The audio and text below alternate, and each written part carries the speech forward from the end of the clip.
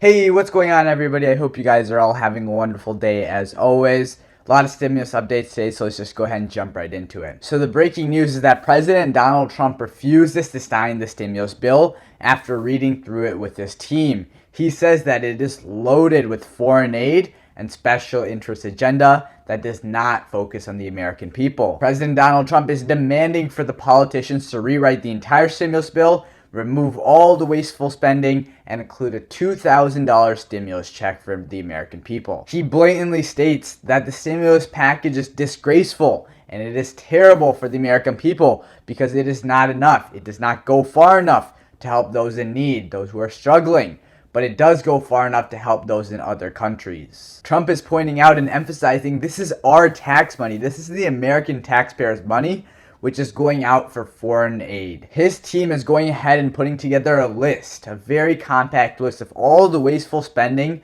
that were put into the bill, and he's pointing out all of the money that will be going to foreign nations. He states that this could potentially be billions of dollars that is going to foreign nations. He states that we have to remember that this is the American people's, the taxpayers' money. It is very ironic that some of the nations that are receiving foreign aid from America have very, very poor relations with our country. The Democrats are saying that they are on board with the $2,000 stimulus check. They will vote on the $2,000 stimulus standalone bill by tomorrow, which is December 24th, Christmas Eve.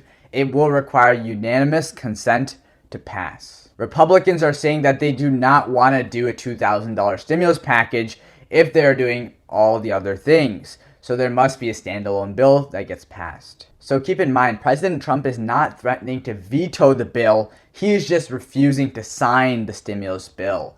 If Trump did decide to veto the bill, Congress can still go ahead and overturn the veto. And this would most likely happen since the stimulus bill passed in the House with 359 to 53 and in the Senate 92 to 6. It is believed that the $2,000 stimulus proposal will pass in the House with no problems at all, but it will have issues going through and passing in the Senate. If they do drop all of the other stuff, there does seem like there's a greater chance of it passing through the Senate.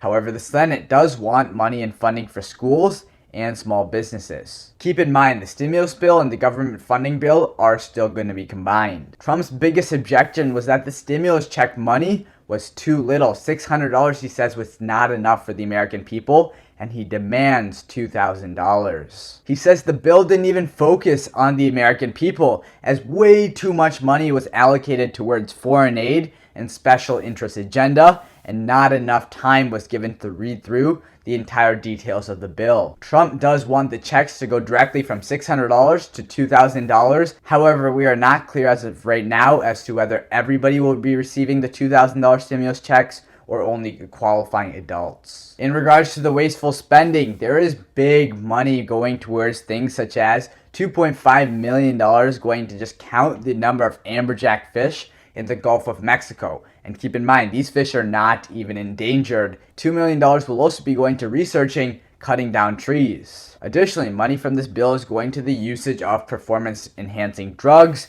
in horses for horse racing, making legal streaming a felony, and giving $1 billion to the Smithsonian. So we can see here, the bill was very, very long, very, very confusing. Politicians did not have time to read through the entire bill, and there's a lot of wasteful spending that's going on, which infuriates President Donald Trump, and it definitely makes sense. Senator Ocasio-Cortez says that the combined bill was over 5,593 pages long, and the Congress members were only given a mere 2 hours to read through the entire bill before they had to vote on it. In a tweet, she stated that it is not even governance. This is hostage taking. Lobbyists and large corporate donors were able to get certain politicians to sneak in their special interest agendas into the bill.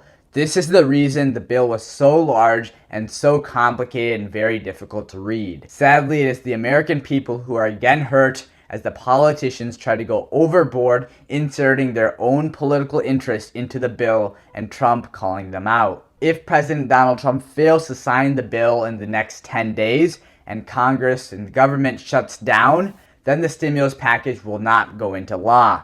However, if Congress remains in session and President Donald Trump does not sign the bill in the next 10 days, it will go into law without the president's signature. However, the only issue is that the government will shut down if President Donald Trump does not sign the government funding bill by December 28th, which is 5 days from now. The politicians all expected President Donald Trump's cooperation through the bill, and each side was declaring that they won the stimulus negotiations, both the Democrats and the Republicans. Democrat Senator Nancy Pelosi described the bill as a win for the American people because it included programs that McConnell's bill never included. However, Republican Senator Mitch McConnell, he claims that the Republicans won the negotiations as the bill was very smart and narrowly targeted. President Trump's refusal to sign the bill comes at a critical time for millions of Americans, especially with cases rising and the uncertainty in the economy rising. Keep in mind, at the end of the month, PUA unemployment benefits will come to an end, as well as the CDC eviction ban. In political news, President Donald Trump is clashing with Republicans who are distancing themselves from his claims of voter fraud. President Trump is very unhappy with Vice President Mike Pence.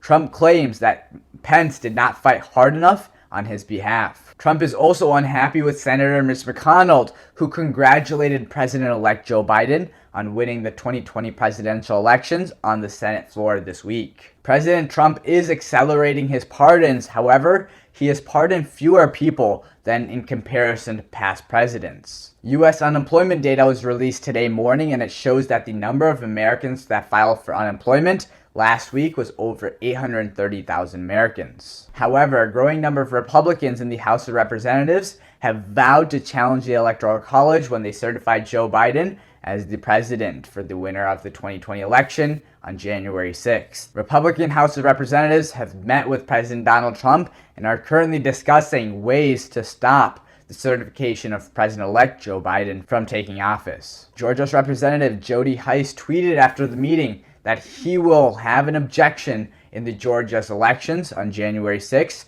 However, the courts are refusing to hear President Trump's legal case. Overturning the Electoral College will require approval and support from both the House of Representatives and the Senate. However, Senate Majority Leader Mitch McConnell is going against President Donald Trump, and he has asked his fellow senators not to join President Trump's efforts. Senator John Thune says that his efforts will go down even if it's passed in the House, as it will receive no support at all in the Senate. Hopefully you guys all learned something new and enjoyed the video. I thank you all so much for your continued support. I appreciate it a lot. Make sure to drop a like on the video down below. It does help me out tremendously. Subscribe to the channel if you're new. Turn on those post notifications so that way you're aware of when I do upload my next video. Comment down below. And until next time, peace.